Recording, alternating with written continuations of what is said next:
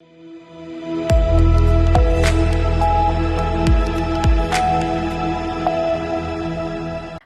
बहुत स्वागत है आपका सी न्यूज भारत पर। मैं हूं आपके साथ इशिता तिवारी। बलिया का रुख करेंगे, जहां माली विकास कल्याण सेवा समिति के तत्वाधान में महात्मा ज्योतिबा राव फुले की जयंती भव्य रूप से मनाई गई, जिसमें बड़ी संख्या में लोगों ने शामिल होकर श्रद्धांजलि अर्पित की। उत्तर प्रदेश के बलिया में शहर स्थित आशीर्वाद गार्डन में माली विकास कल्याण सेवा समिति द्वारा शिक्षा के जननायक और महान समाज सुधारक महात्मा ज्योतिबा राव फुले की जयंती का भव्य आयोजन किया गया।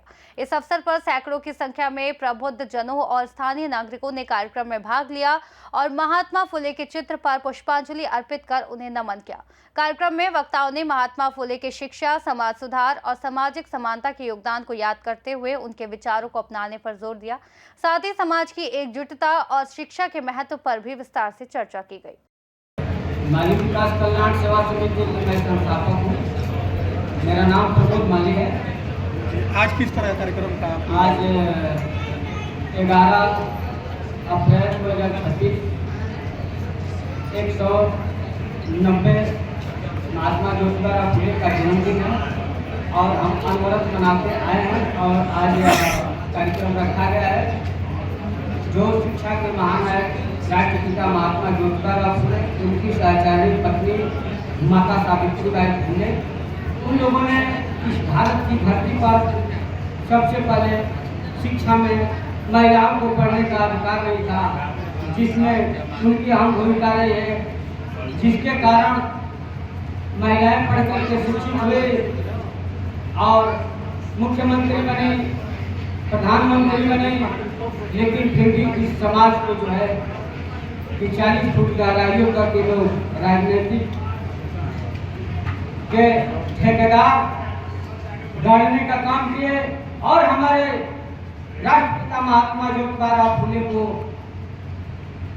ढाल बना करके और अपनी राजनीति में कुर्सी पर बैठने का काम किए। खास तौर से मैं बसपा कुछ जिम्मेदार ठहराता हूँ। मेरे साथियों, आप लोग चौथा स्तंभ है और मैं चाहूँगा कि यह आवाज उन ठेकेदारों तक कम से कम पहुँचा दिए मेरे साथी कि आज 14 अप्रैल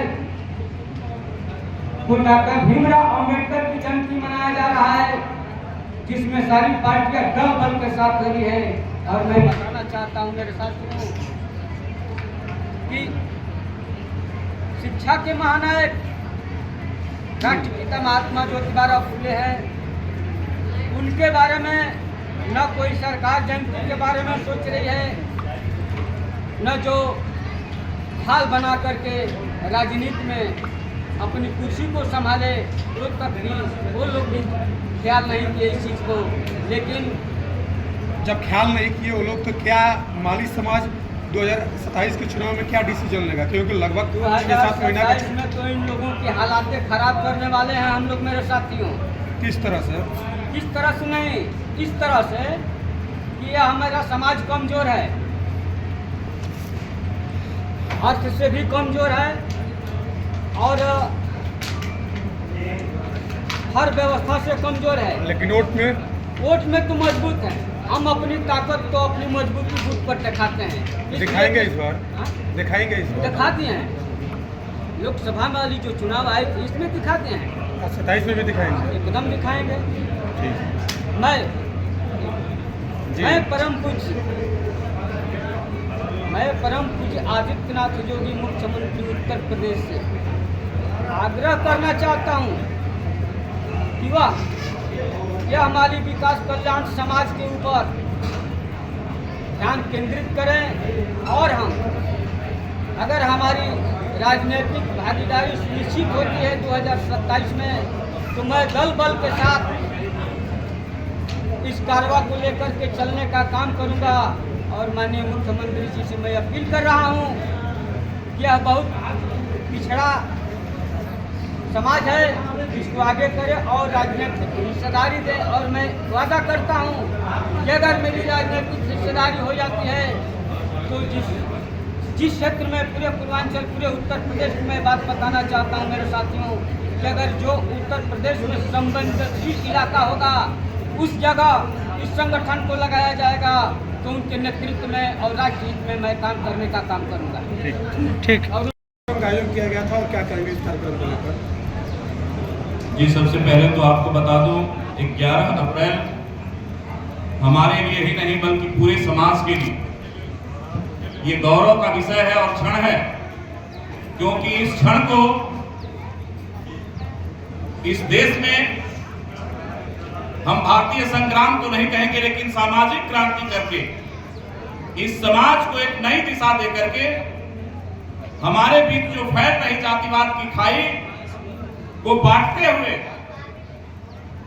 हमारे बीच आज हम जिनके जन्म शताब्दी समारोह के अवसर पर उपस्थित हुए हैं, इन्होंने ये बताने का काम किया कि परमेश्वर के द्वारा सिर्फ हम इंसान बन के इस धरती पर जो है परमेश्वर ने भेजा है, हमें छुआछूत की भावना से ऊपर उठ करके जहां तक मैं समझता हूं कि मानवता का धर्म का इन्होंने पालन किया और समाज में एकजुटता, एकरूपता तथा संघर्ष करके सामाजिक क्रांति इन्होंने जो की, उसके पीछे का सबसे बड़ा कारण था कि हम समाज में जो निरीह हैं, जिनके पास हर चीजों का अभाव है, इच्छा शक्ति बनी, तो हम आज संघर्ष इस बात के लिए कर रहे हैं।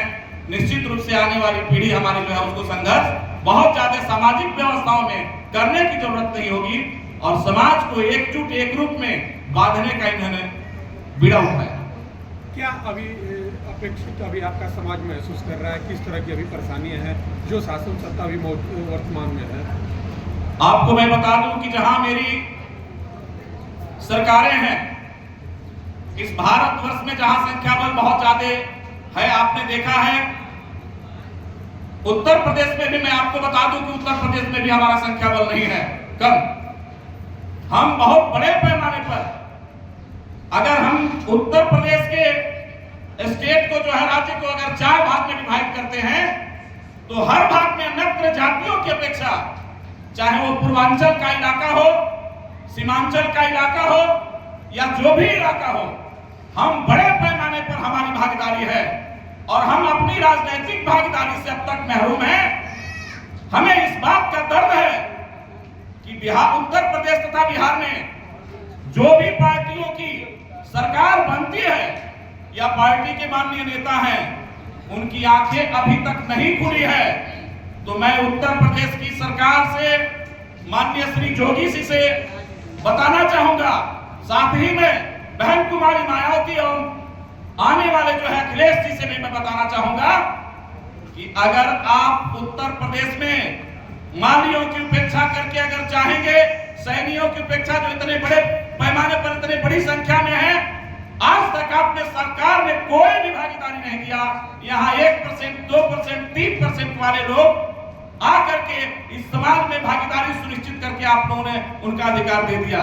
लेकिन हमारे समाज में बहुत इतने बड़े पैमाने पर रहने के बाद भी, हायर एजुकेशन में जाने के बाद भी, न तो हमारे समाज को जो उचित स्थान है, चाहे वो शिक्षा का क्षेत्र हो, राजनीतिक भागीदारी हो या हर जिलों में मालियों के लिए फूल मंडी की जो बात होती है, आज तक सरकार का इस पर कोई ध्यान नहीं है।